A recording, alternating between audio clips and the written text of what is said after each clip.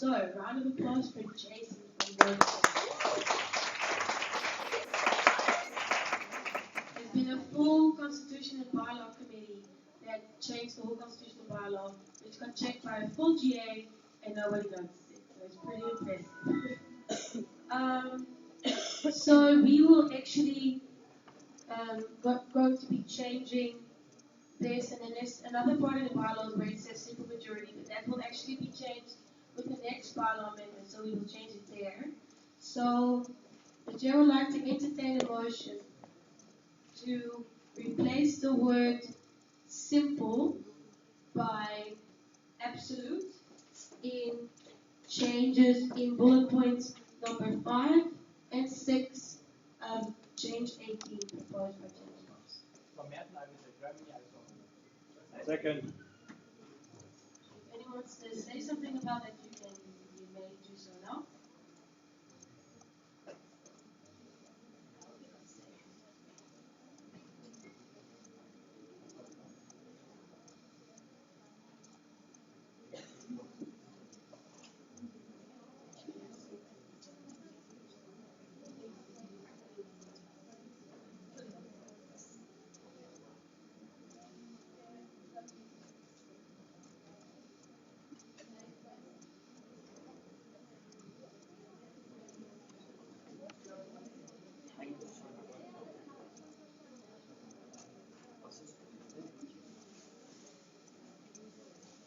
Okay, so this is oh shit, sorry. So we would be changing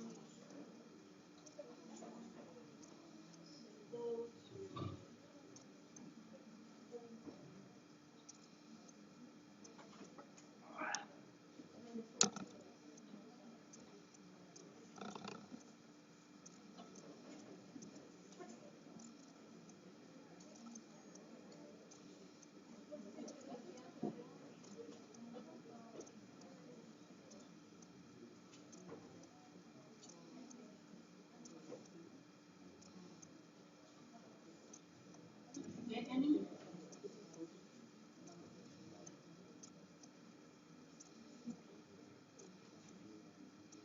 Okay. Are there any other comments and questions about these 2 points? So the new way of voting.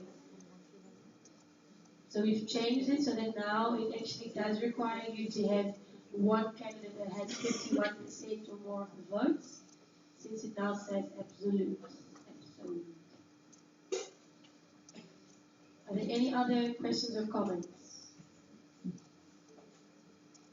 Ivan? I would just like to know, if we use this method of voting for secretariat, wouldn't that take a huge amount of time?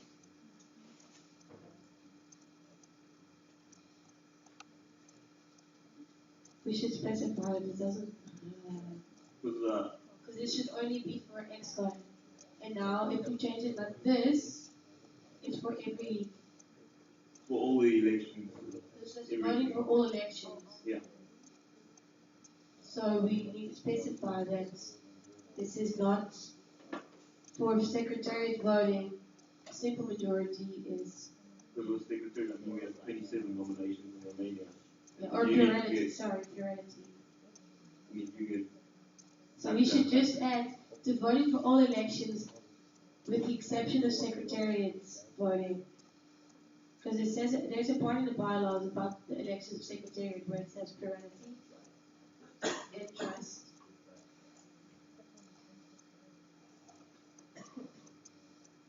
So should we the voting for all elections excluding elections with the exception of elections for secretariat and trust? Should we do that? The chair would like to entertain a motion to amend point 5 by adding, how do you call this? Not a full stop, but oh, English is also a comma. Okay. A comma after all elections, comma, with the exception of elections for secretariat and trust, comma.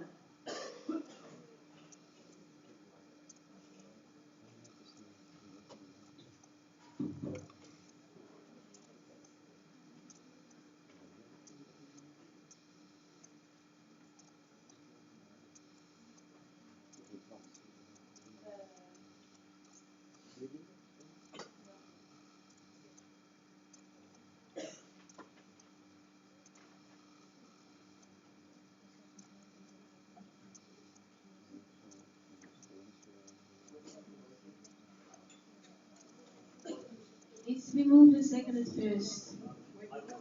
So, you don't want to move and second it? I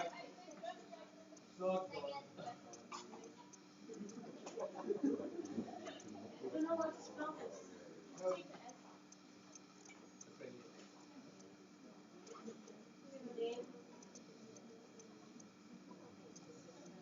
Thank you. It's to be moved and seconded.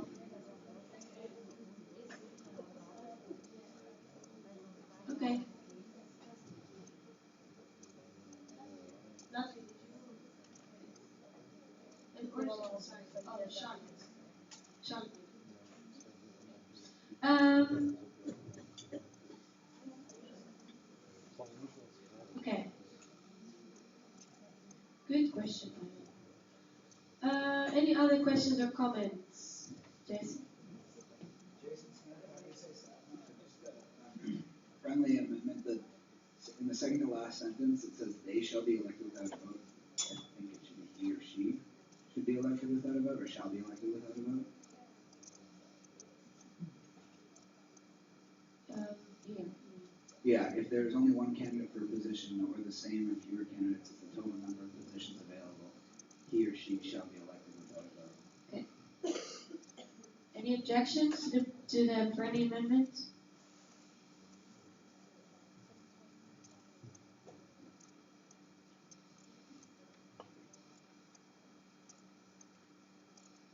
Okay, amendment accepted. Any other questions or comments?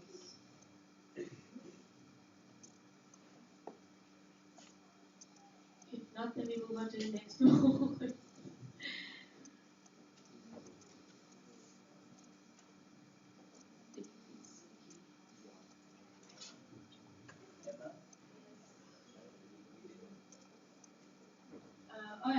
Are there any objections to including to the motion, which is with the exception of elections for the Secretariat and the Trust? Hearing no objection, motion is passed.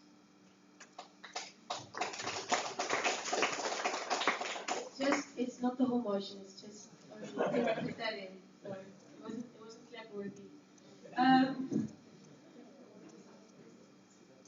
Point 7.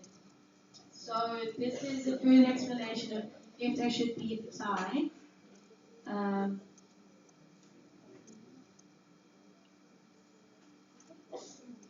I think this is fine. I don't think there's anything. Yeah, just gonna let them read it. Are there any questions or comments about this section?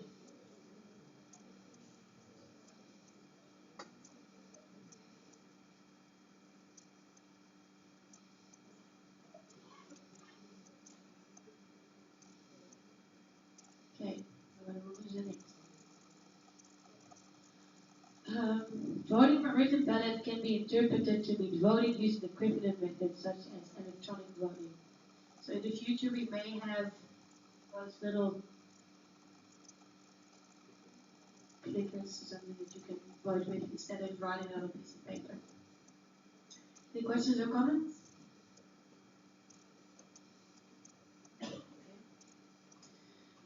Voting by voice, as described in Robert's Rules of Order, is not used by IVSA as it cannot be used to properly represent the voice of an MO rather than individuals. The standard method of voting in IVSA is using colored voting cards to display the vote of a member organization, which is governed by the same rules as voting by rising in Robert's Rules of Order newly revised. So in Robert's Rules of Order, they don't use the cards, they use rising, so you stand up. So the rules for the raising of the cards is the same as for rising. So, are there any questions or comments about this section? Malcolm? Malcolm Strong, IVSA Expo. Okay. A couple questions. First of all, you mentioned voting by rising. This is voting by voice, and also, don't we do roll call votes? Are they considered voice? Okay. So, voice is me saying everyone in favor say yay, or you say usually, right? Yay or aye. So you would all say aye, but you can't see if there's only one person per MO that says aye. So there might be more people saying aye, or there might be one person in your MO saying aye and one person in your MO saying nay, when that's not allowed. So you can't really control it because we don't have just one representative in the room, we have multiple. So that's a voice vote. And yes, you use your voice in a roll call, but that's not called voting by voice. Did you have a question about rising? So everyone in favor, please rise as you stand up. That's your rising vote. And it says the standard method of voting, so it doesn't mean our only method of voting. So that's what it specifies. Okay. Any other questions or comments?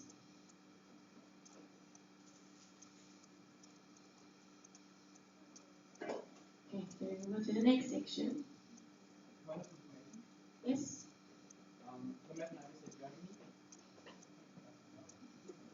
Can we back to the, I think, ninth or the 8th point for the second?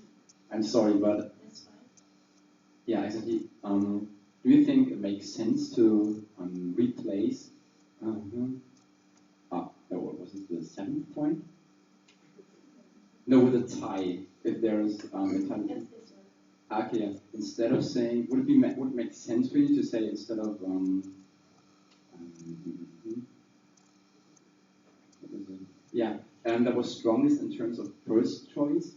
Could we just replace it by who had the lower number seeing the movie of the whole order? So you know what I mean? That's the same as what it says. No. Actually, I mean the. Sorry? Or is it like? Sorry. Yeah. I think it would make. It would make a bit more sense to let the average decide than the first choice. It would be very complicated to try and calculate the average. Like if people prefer the average over the strongest first choice, if that people think that would be more fair, you could propose that. But that depends on if the GA thinks that is more fair than the one that has the most first position choices after a tie.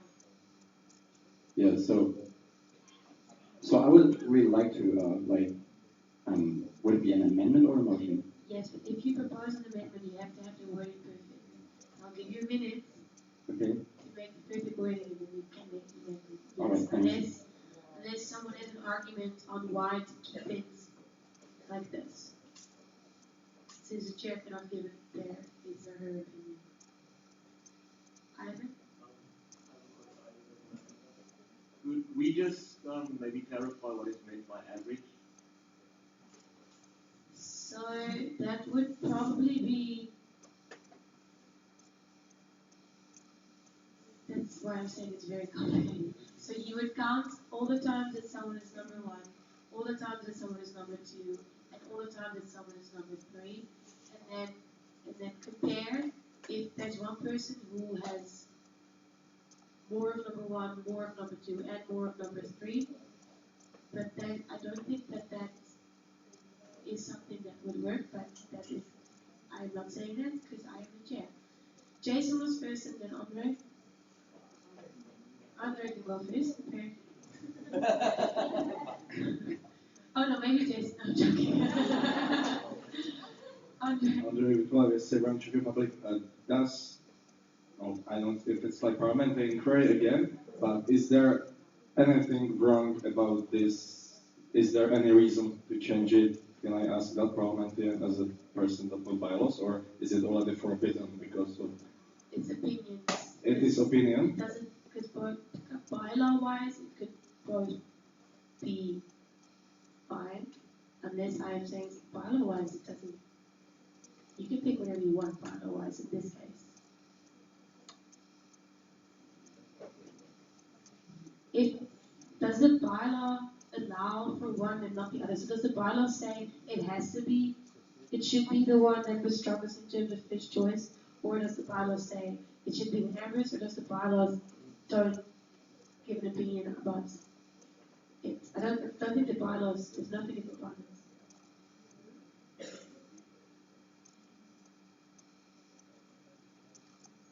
So in case of a tie, you could go to a immediate revote. Option number 3. So you could choose to let the person with the strongest in terms of first choice win, or the person who average wise is chosen more, or take it out completely and just revote in case there is a tie. So, Kill.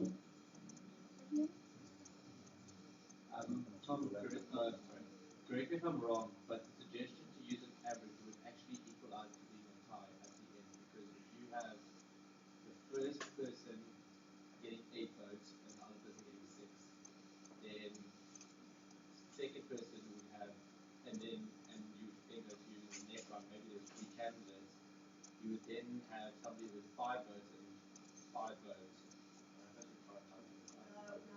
Because you would end at a point you would not have a tie any longer, and then unless it is tied exactly 9-9, 5-5, 3-3, and then your average will be exactly the same. But if you had to go preferential voting on each stage, you would sooner or later not have the same. So if you would vote on average, you would have to have some sort of value system on being voted number 1. Choice number 1 is worth more than if you were voted in a number 2 place. So it's complicated. Jason? Jason Smith, IVSA.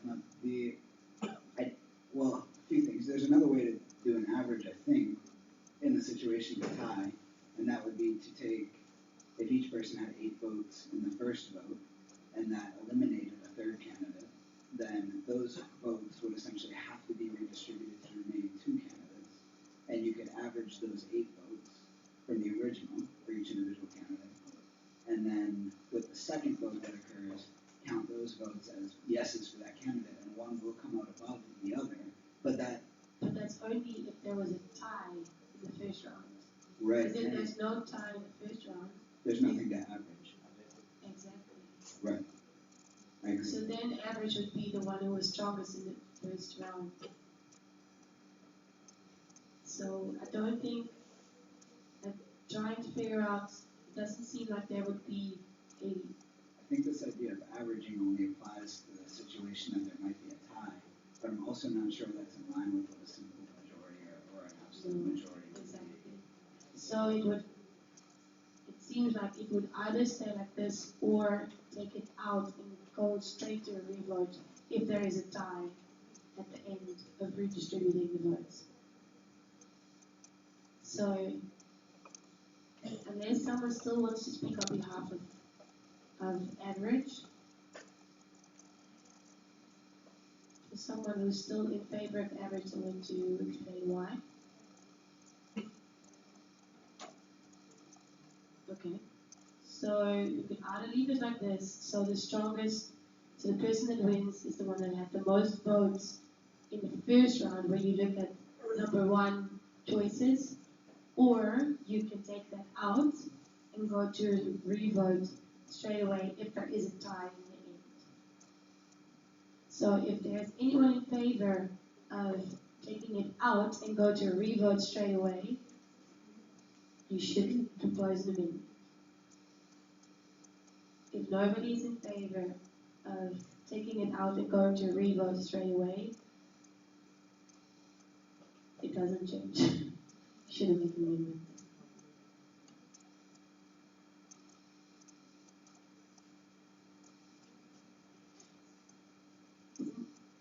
Can you ask an informal question to ask if there's anyone who would be in favor of going to a revote rather than using the strongest in terms of first choice? Is there anyone who would prefer to go to a revote straight away? In the case of the tie, because that's what we're talking about in point 7. At the screen. If you look at the screen. Don't look at me, look at the screen. Should there be a tie?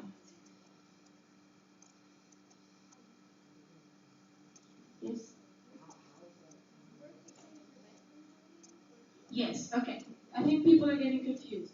So, in the case of the example that we had, in the first round, panels had the most votes, but didn't have a majority, as absolute majority. He didn't have 51% of the votes, but he had more votes than Dylan and Arvid. But if we then distribute Arvid's votes, and there would be a tie between Panos and Dylan then Panos would win because he had the most votes to begin with. So then you don't have to re-vote. But if there was a tie to begin with and a tie to end with, then you would go to a re-vote because there's nothing that you can base it on. But if you don't begin with a tie but you end with a tie, someone wins. So if someone is not in favor of that and wants to go to re-voting and not base it on the first round and the first choice of preference, Jason? Point of clarification. Are you giving clarification or asking clarification? I am asking. That's just a point of information. Point of information. Thank you. All right. So the first half of this, the whole first sentence, I'm confused about why that's there because so we're talking about in the case of a tie, right? This whole thing is in the context of a tie. In the end, tie in the end. So if there's 3 candidates and 2 of them get the same number of votes. In the end. In the end of what? Not in the first round. So you vote, like I said, so you've already eliminated one. And then there is a tie. Okay, so I'm confused, I guess, about if there's a tie, how does one candidate have more first choices? Okay. I just don't get it. You have Arvid, Dylan, and Panos that are running.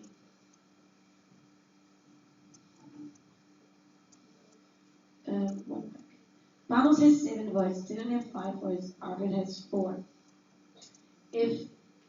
So Arvid is eliminated. If you then give 1 vote to Panos, he has 8, and you give other 3 votes to Dylan, she also has 8. So then there is a tie. But then you go look at the first round, which is this, and Panos has 7 votes, and Dylan has 5. So then Panos is stronger in terms of first preference. So Panos wins. But if you start with a tie, so say you start with 2, 7, 7, and you end with 8, 8, then you go to a revote. Because they were tied from the beginning to the end. Does that make sense? No? Yes, but there's a potential for him to still not have a majority. Yes, so that's when it was tied in every round, in the first round and the last round, you go to a revote.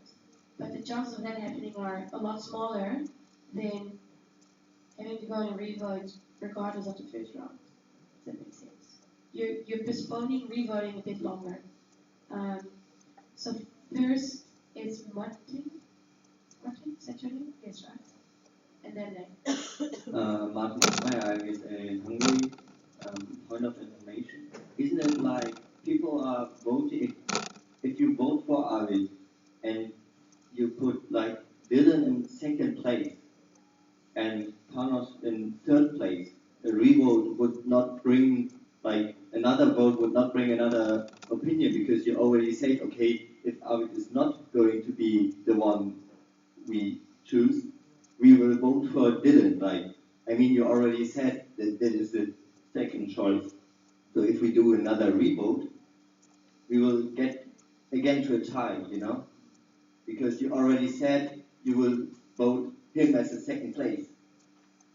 You won't change your mind only because your first place is not there anymore, because you thought about it before you filled in the number. But you must also consider that there are sometimes elections with 8 candidates, for example 4 candidates, and then that becomes a lot less likely because because now when there's 3, there's only 2 options, so you kind of immediately find it. When there's more candidates, that also doesn't really go anymore. But I understand your point. Yeah. But you must, it has happened in the past that revoting, so we had that revoting changed, the people changed their votes. That did happen. Leah? Near Lieutenant IVSA Norway. It could be that my math is failing me, but won't we end up with the same result for an average like we do with the original planned system? Because now we're looking at in this case, the first votes, and since Panos has more first votes, his average will be high as well, and he would win anyway.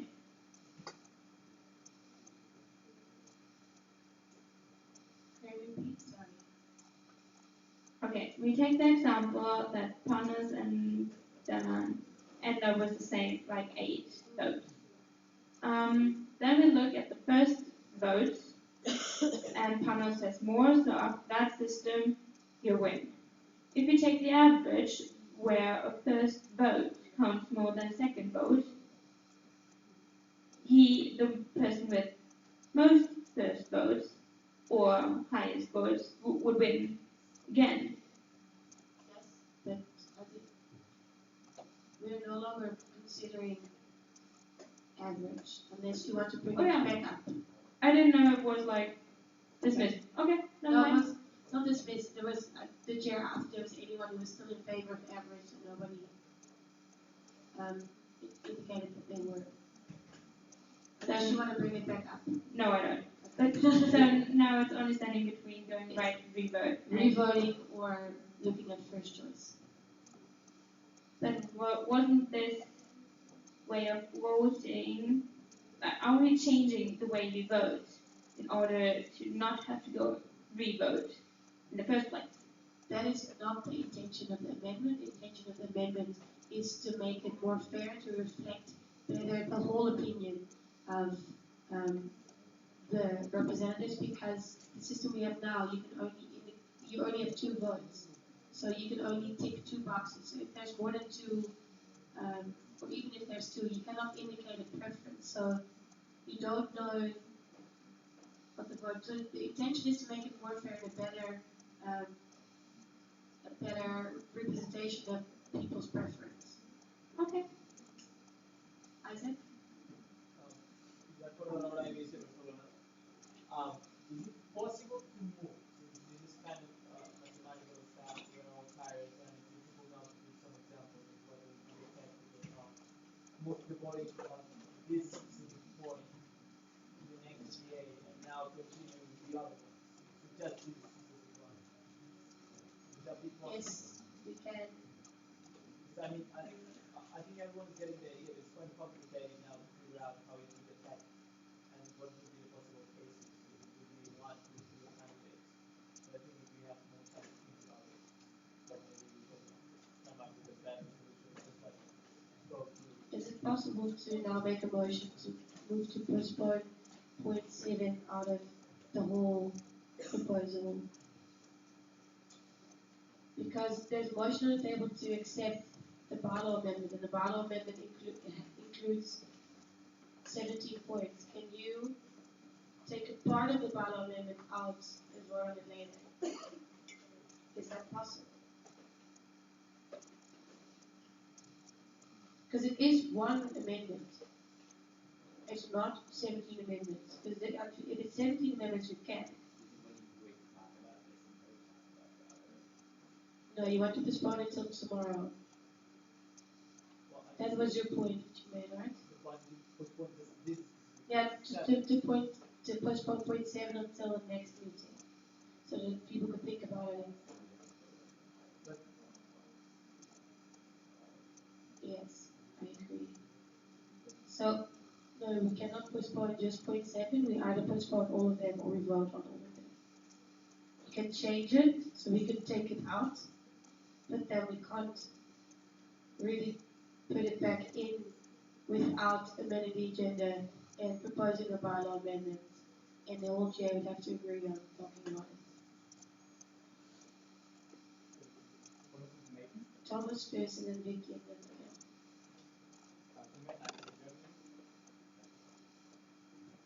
Yeah, I'm really sorry to have started this long discussion, but I just wanted to comment that re-voting after a tie makes no sense at all. Like, as Martin said, it does not make any sense, it doesn't change anything. You can try several examples mathematically and in any other way. It really does not make sense to vote again after a tie in this system.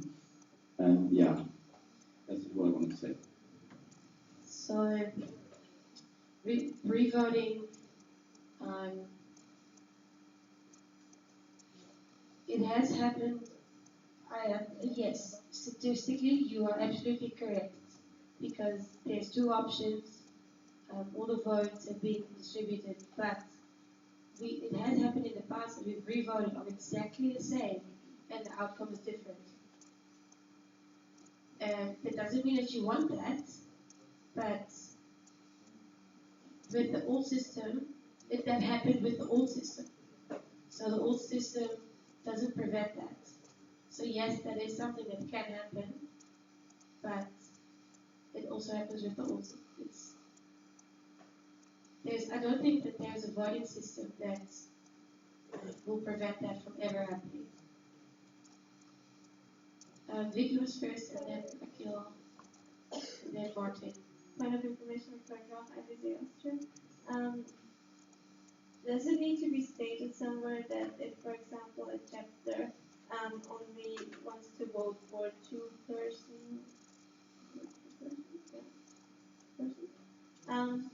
and not for the third one, that when he leaves it out, that he is like abstaining his 3 chances to vote for someone? Or if he leaves it out, is it then clear that the last one who's not on the sheet is taking the third place? That is a good point. So you could add an a blank answer to a preference would be considered an abstain for that.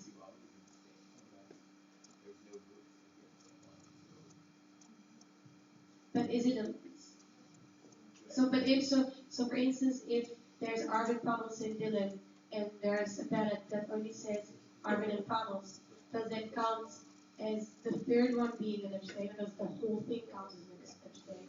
Because, for instance, incorrectly filled in ballots and broken ballots count as abstains. Does this count as are we sure that it won't go into a full abstain because it's considered an incorrect filled in ballot? Or is it assumed that just for that round, it's an abstain? It's a very good question, actually. Yes, Akil, and then Arvid hasn't spoken, so Arvid. Oh, sorry. Point of information. Akil hasn't spoken. Do you have a point of information as well? Okay, Arvid. Arvid Garnas, I'm sitting in Belgium. So just to be clear, there has been no change other than that point of the bylaw amendment yet, right? Correct. Also, to come back to Tom's point, if there has been abstains, re-voting might change the abstains. So if there's abstains made, then re-voting, people that have abstained might change and make the vote. So that's why it can also still statistically change.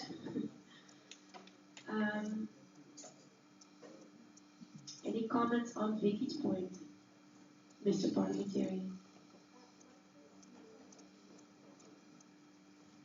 Is it parliamentary inquiry that goes before anyone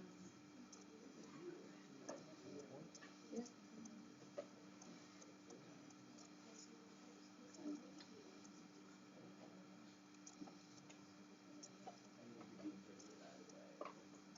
So maybe we can solve it by adding explanatory comments to explain an open space after preference will indicate yes and abstain only for that preference. So if you would have number 1 and 2 filled in, but number 3 is blank, it would only count as an abstain for number 3, so not the whole ballot. put it as explanatory comment. Okay.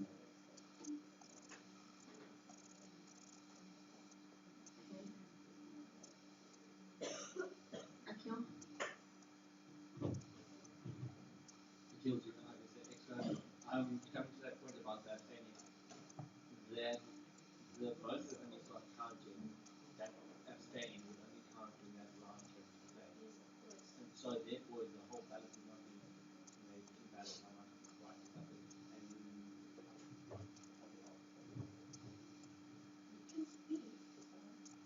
The chair has just explained in some cases an incorrect filled in ballot would be considered an abstain in total. So that the question was if a not completely filled in ballot counts as an invalid ballot. That was the question. I don't know. Could we maybe just not avoid all this confusion by just putting in if we want to abstain in light of that thing? That's a given. You always have the right to abstain. But then why would there be a same place?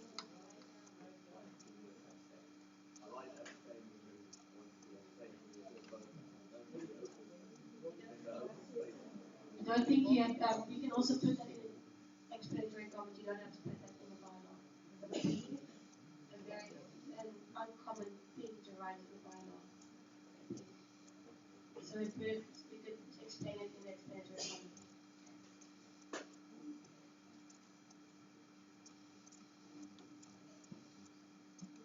Okay. So, taking it to Martin, is there anyone else who'd like to speak for the first time?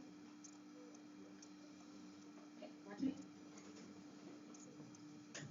I just wanted to, Martin Osman is a Hungary. I just wanted to just say one thing about you saying after like the first vote people can change their mind. I mean that does not make sense if we just say we are doing this because people can change their mind, because then all our votings would be like have no count, because we can always say they can change their mind, so we don't trust our voting. So it doesn't make sense for me. I don't get it. That's true. And later the chair explained that there's also abstain votes that can then choose to speak preference. But you have a point. Revoting is not important.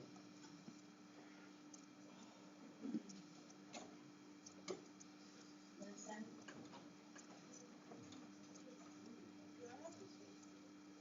Sorry?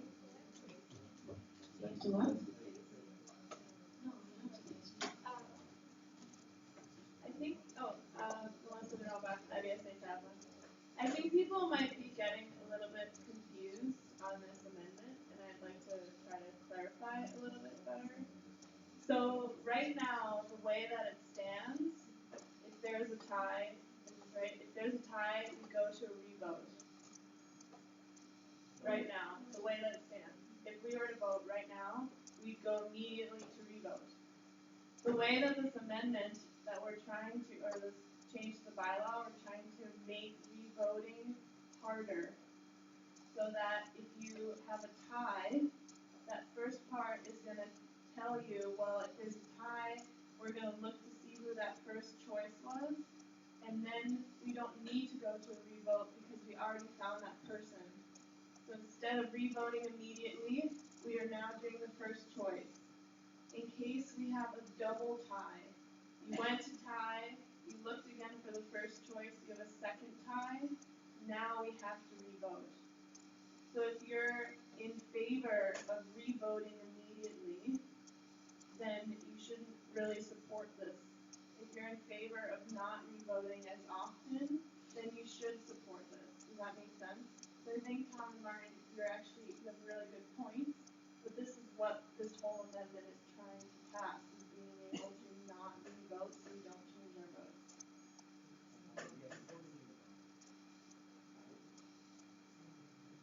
Any other questions or comments? Is there anyone else who'd like to speak for the first? You? Okay. I'm Candace, I was in Belgium. I've I wanted to ask you if it is possible that the section the plurality of other votes not be too clear for some people. Like, just to specify exactly what you mean, because I don't understand, but I can totally get that might be because it was this kind of. So when we vote for secretariat, we often have a lot of nominees. So last year I think we had 23 nominees for 8 positions. When we vote for that, we vote for plurality. So that means the first 8 with the most votes get elected. That is called a plurality vote. So in case that there's, let's say, 7 people that have the most votes, but number 8 and 9 tie, then there will be a revote for number 8 and 9. Okay. Martin and then Isaac. Right now, I agree. That will not be the point because we said before we will exclude them out of it, didn't we? This is a different question. This is about when we do a plurality vote. This is not Excode. That is only for secretariat. So with secretariat, we don't vote until we have a 51% vote for one person, because then we'd have to vote 8 times, because we have to vote 8 secretariats in one go. So then you'd have to vote 8 times because one person wins with the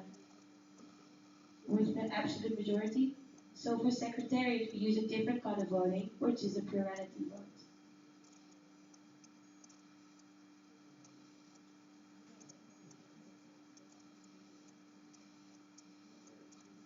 And because a plurality vote is too complicated to use a preference of first choice, you would go to a revote. Because again, there could be 23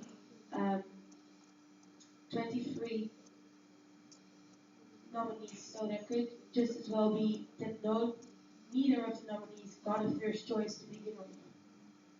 So then you'd have to do a revote. Are there any other questions or comments? Isaac, do you still want to speak? Any other questions or comments?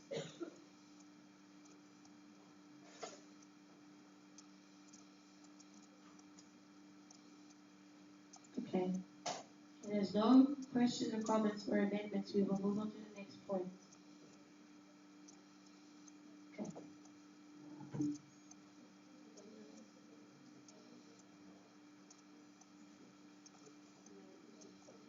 So when we were talking about this, we went back to the other point. So is there still someone who wants to say something about our voting methods?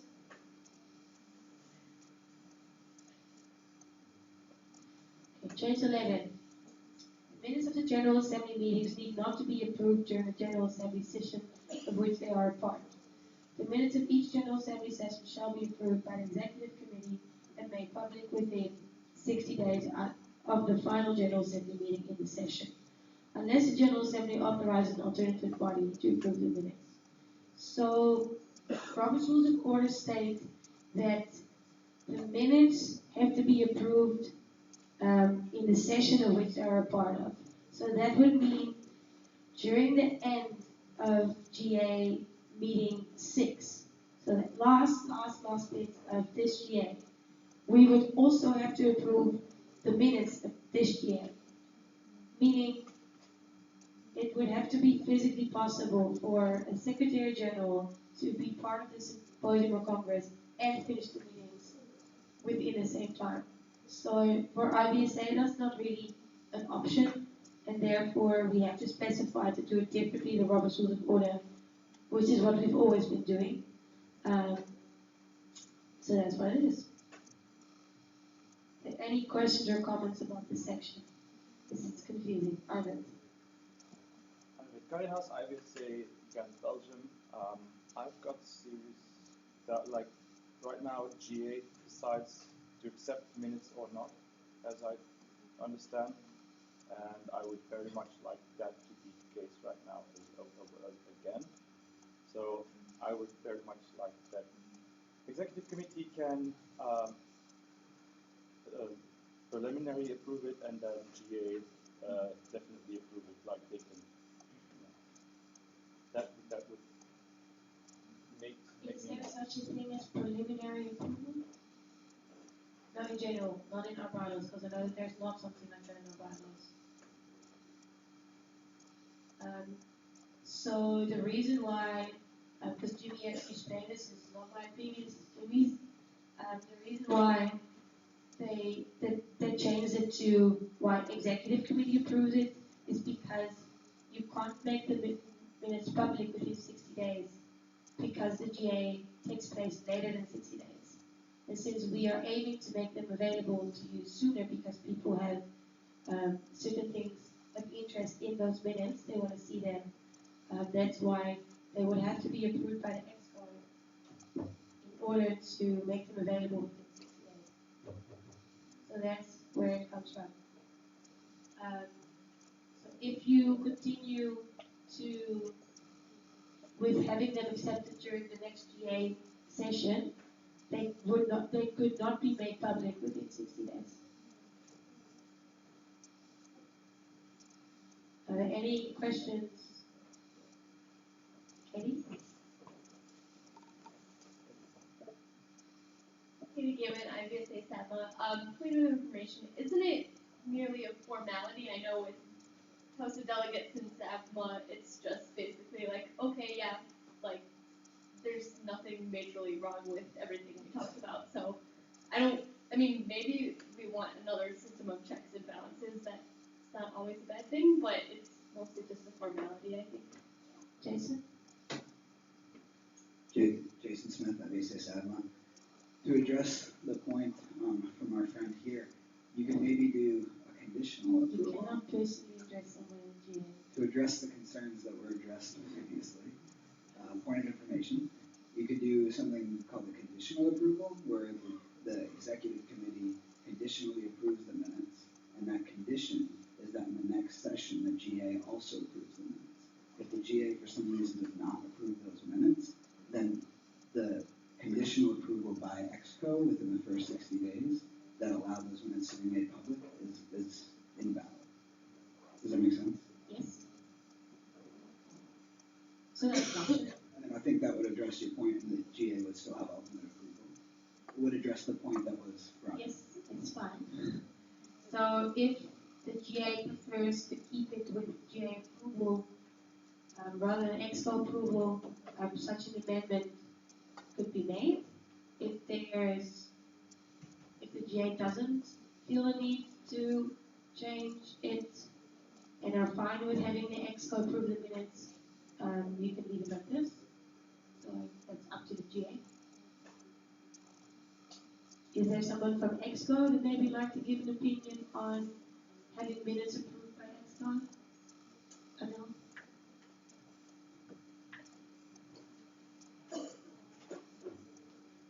Hello, Trevor, as EXCO, actually, as Chair mentioned, if we wait for the GA approval, we can just we can make the public minutes like 6 months later, maybe 7 months later.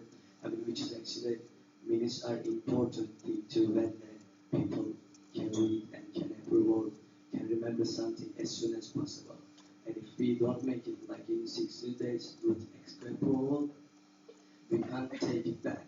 If we have some concerning or if we forget something, we're just open the minutes from website and we're just checking it. So it is impossible to have all GA in 60 days. I think EXCO can approve that. Of course, next year agenda started with the approval of the. So then the agenda wouldn't start with the approval of the minutes because it wouldn't be necessary anymore for the GA to approve the minutes. But one of the email can mention that GA did and they have any problem.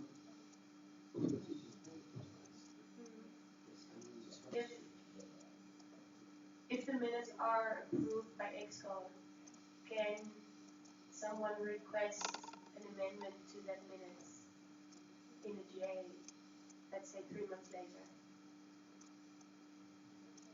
Parliamentary inquiry? If EXCO would approve minutes and there's a member that would like to amend them later on, so let's say 3 months later, can they propose to the GA, in the GA, to change the minutes? To amend the minutes that have already been approved by EXCO? It wouldn't be for the GA to decide, because it is still, because it says here that EXCO can approve, but they can request an amendment to it.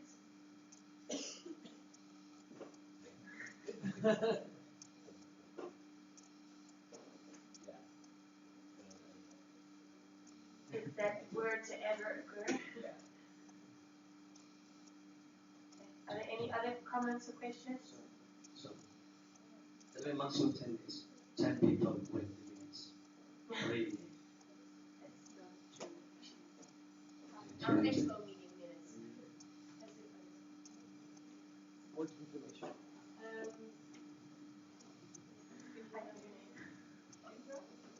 your name. Ida? Indra. Indra's first out. Is it a point of information? Mine as well. Everything this GA is In important. Renova, I live in Germany, kind of information. I was just wondering, how do you come to 60 days when you did it like on the last day of symposia and congress before?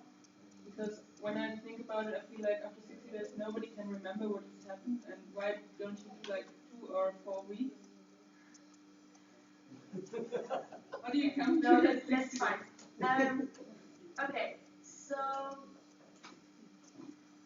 the minutes are very long. They are often 30 pages or more. It takes a long time to write them. So to request the Secretary General to finish them within 2 weeks is almost a full-time job when you count hours, which you could do if you would wish to do that to the SG. Can you hear me if I speak through this microphone, by the way? Okay. Arvid, would you still like to speak? Unless there's someone else who wants to speak first. Okay, go for it. I say Gandalton, so do I understand it good? Well, that GA has the possibility of scrutinizing minutes after they've been approved by EXCO. Yes. Any other comments or questions? If there's no comments or questions or amendments, we're going to move on to the next point. Moving on.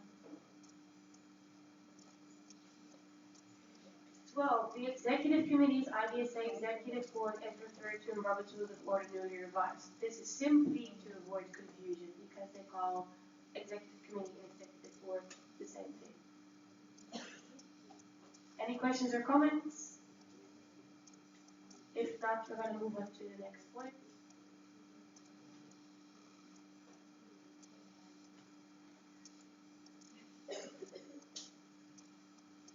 Okay, in executive committee meetings, as well as meeting of other IVSA bodies consisting of not more than about 12 members, the suggested procedures in small boards prescribed in Robert's Rules of Order newly revised may be followed.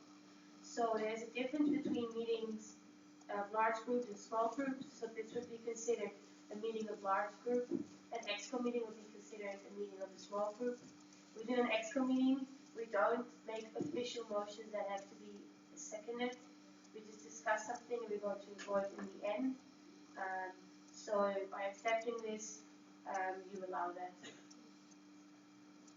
Any questions? Vicky? Why does there have to be the word about? Because if it's 13 or 14, it can still be considered a small group. Okay.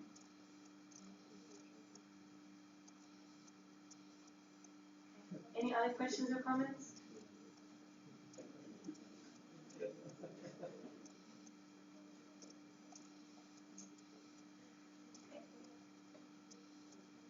So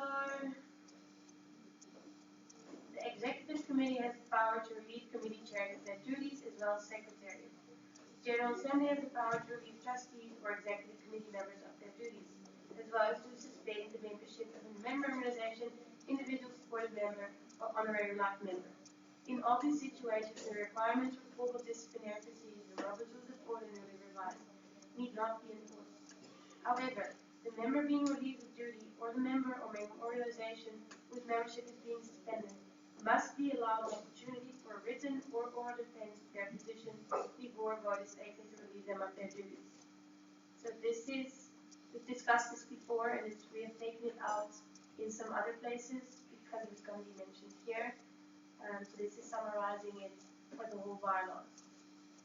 Number 15, the General Assembly may not terminate the membership of any member organization, individual supported member, or honorary life member without following the formal disciplinary procedures of Robert's Rules of Order.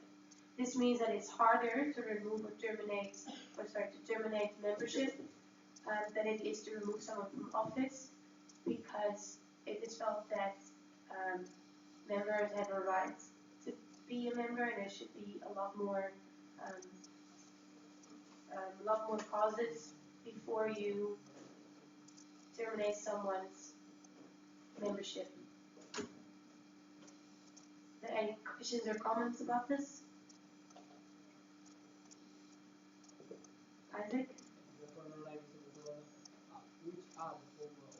What are the former disciplinary procedures in the Robert's Rules of Order? The chair is not completely sure, but what Jimmy explained is that it's almost like a trial. It's almost like a trial, like a lawsuit kind of situation, almost.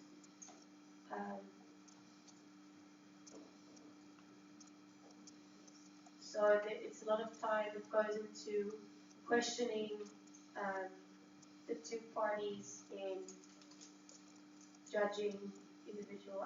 The chair's not completely sure. It could be looked up if you would like to have more details. But we've always it has sufficed in the past to just have an oral or written defense and a vote by the GA for removal of office. So based on the past, there's no need to have it more formal than that, but if you wish to have it more formal and would like to know what that is exactly, it can be looked up.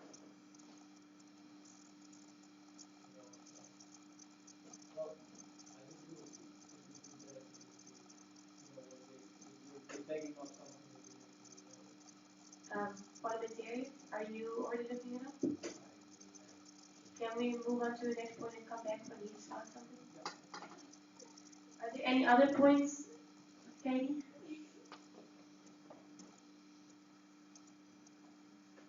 Katie Gammon, IVSA SAPMA. Friendly amendment. Last sentence in this long paragraph. 14 or 15? 14. Decision before a vote is taken to replace them with his or her replace his or her duties.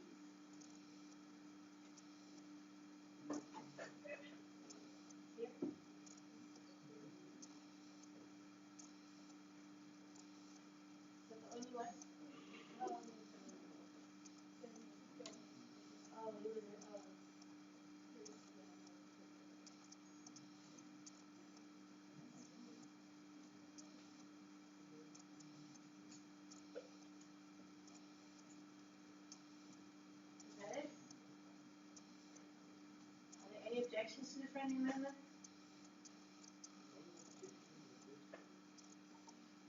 Okay.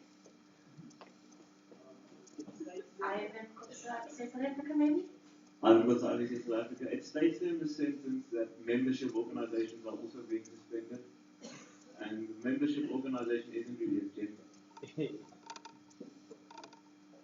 Isn't an organization a female, or is it just in Dutch language?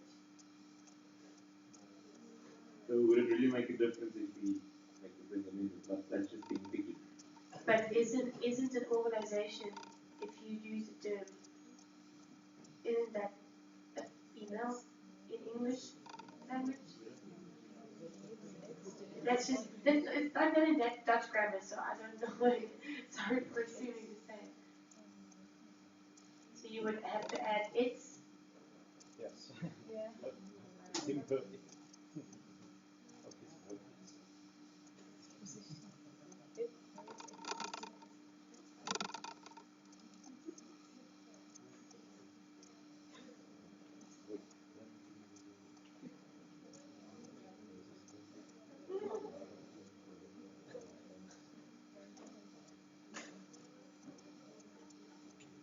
Any comments to that friendly amendment to the friendly amendment?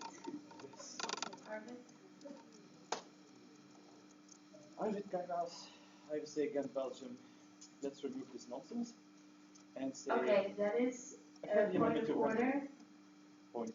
No. Because I it's want to amend the friendly amendment and make it like better wording. I know, but my point is that you can't say that what someone has done is nonsense. Okay, sorry.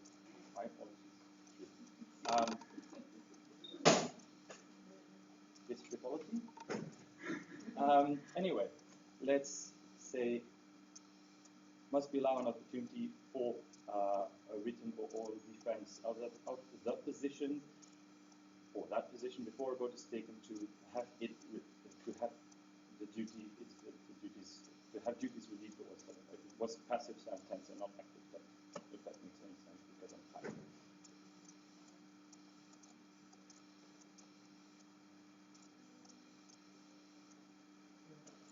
It sounded so good in my head. So, for a written or oral defense of the position before a vote is taken on the relief To have the defense to or have the duties. duties relieved. Vote is taken to have the duties relieved. Then you remove him, her, of his, her. Does that make any sense, native speakers?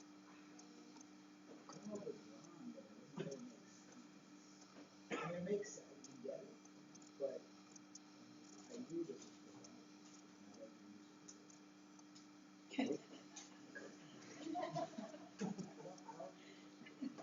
don't think you could say that, and then a position word, and I'm not sure the last part of the sentence would be descriptive enough as to who you're referring to if you didn't have pronouns, like just the words. So Jason is saying that he's not sure if you can say the before position, and that the last part, if you would say relieve duties, to relieve the duties, is descriptive enough about whose duties you're relieving. So we're not going to read out the bylaws to people, so it's not really a problem if there is him/her/it. Just doesn't look pretty. But,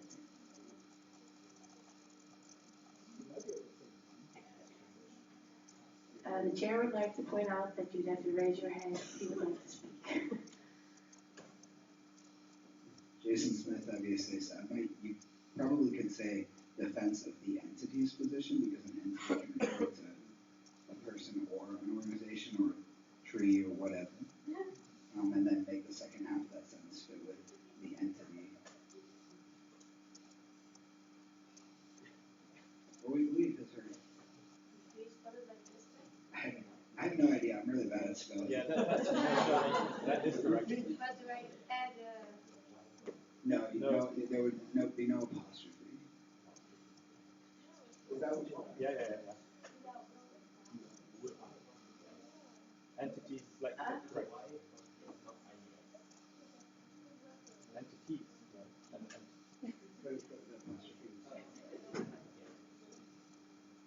Oh yeah, the entities. Isn't that yes, yes, it's baby and then babies is it's the baby's position. Oh, because it's not plural. Yeah. Yes, Got yes. It's genitive, like yes, belonging yes, to. yes.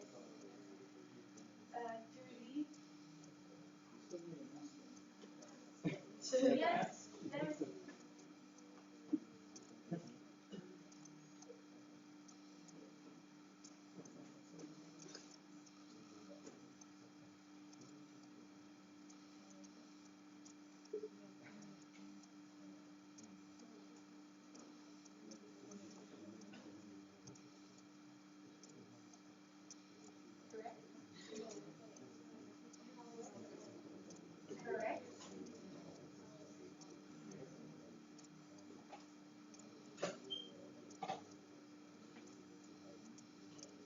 correct, grammar-wise? I think, Name. Jason Smith, IVSA Sabma. Yes.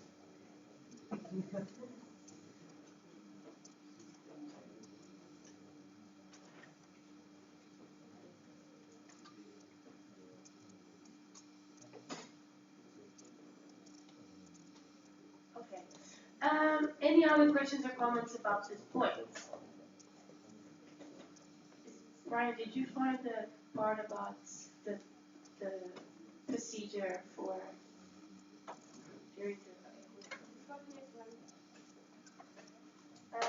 the last two.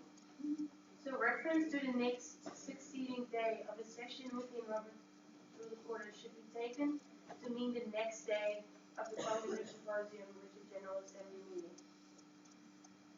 17. The General Assembly of IVSA at a Congress or Symposium should be viewed as a convention on a Robert's Rules of Order revised with the following exceptions. A majority of the entire membership refers to the majority of the total votes within IVSA rather than a majority of voting member organizations who have been registered as attendees. That is because we give 2 votes to each MO and not 1. Any member of IVSA may submit previous notice of a motion to be considered at the GA, not just those attending at the GA. The extra committees relating to conventions, Presidential Committee, Committee on Standing Rules, Program Committee, Convention Arrangement Committee, Resolution Committee, do not exist within IVSA, as the rules are fulfilled by other individuals or bodies. So to come back to point B, so in case of the executive committee, the executive sessions which we were talking about, if someone not present at the GA could request more information, with this bylaw amendment they can, because they can send in the motion with prior notice. Are there any questions about these points? Okay, this was the last one, so we'll just go back to point 13.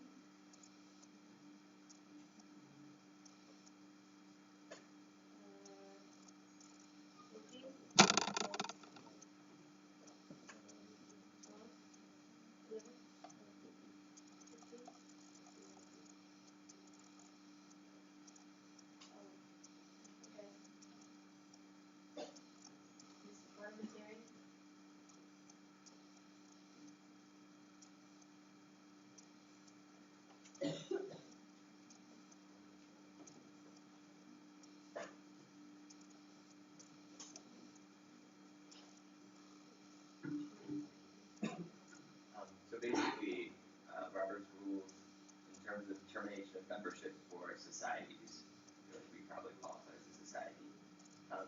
The society at large, or basically the General Assembly, would make a motion to investigate into someone. They suggest that it normally goes to a committee, and the committee's responsibility is to kind of essentially gather up evidence into whoever is potentially going to be terminated. There's a notice sent to the member to appear at a specific time set for essentially like they described a trial. Basically, the assembly will meet, evidence will be shared, the person that's to be terminated has the right to have witnesses as well to testify for him, and it kind of essentially acts as a trial, if that makes sense. And then the committee kind of adopts resolutions for potential punishment options. Thank you. After hearing the information, are there any questions or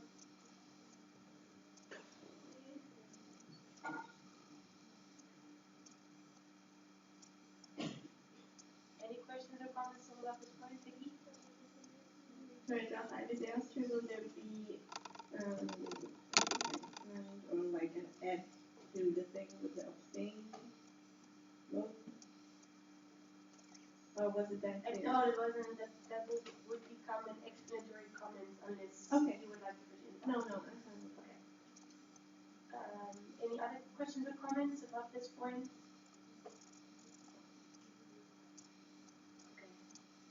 since we have amended what we wanted to amend within each point, the chair would like to, or the motion on the table is to accept points 1 through 17 of the sent in bylaw amendment. Are there any objections to accepting points 1 through 17 under the section General Assembly procedures?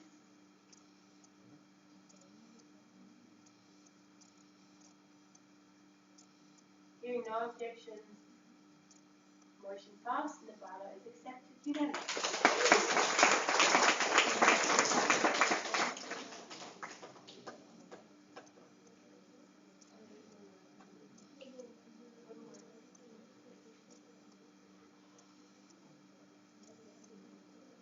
Okay, so the last one is about voting for exco positions.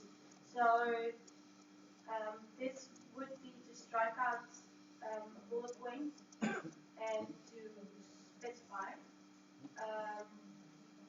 below, but this will be amended because it's still subject to majority. So, the chair would like to entertain a motion to replace the current 6 bullet points in section Executive Committee election of the members of the Exco with the following.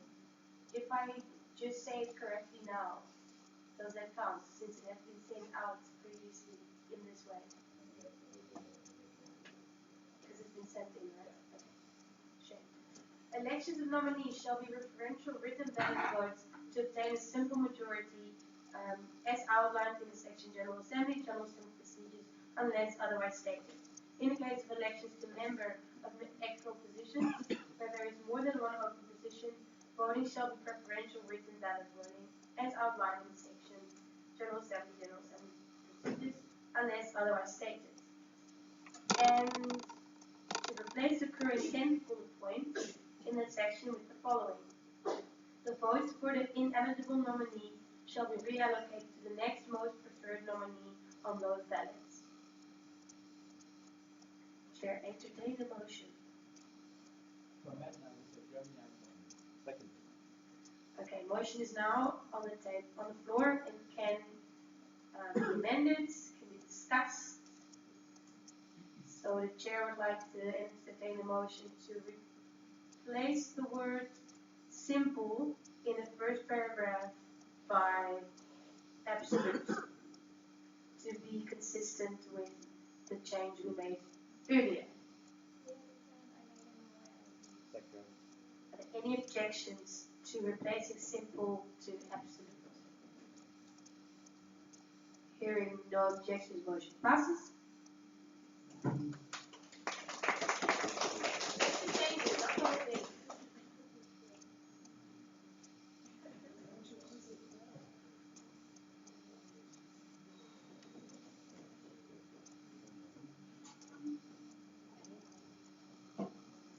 Okay, are there any questions or comments about this point in general? Are there any objections to approving the bylaw amendments and the motion on the table? Hearing no objection, motion is passed and bylaw is accepted.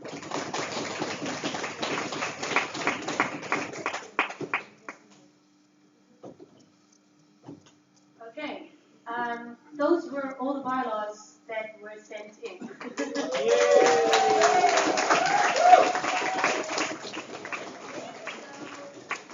First of all, thank you to all of you guys for sticking through it. I know especially today it's been very hard.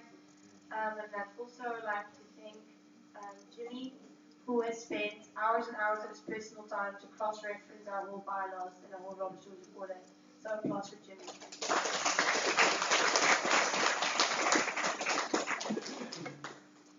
Okay. That was actually our last religion for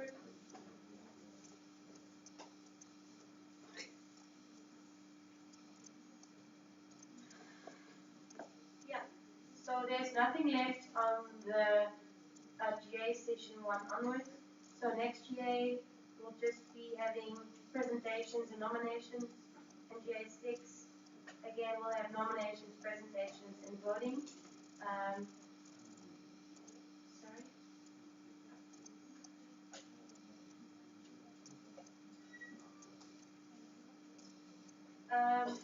So, the chair would like to entertain a motion to recess until the scheduled time in the itinerary booklet for GA session meeting, GA meeting 5. Are there any objections to recess? We are in recess.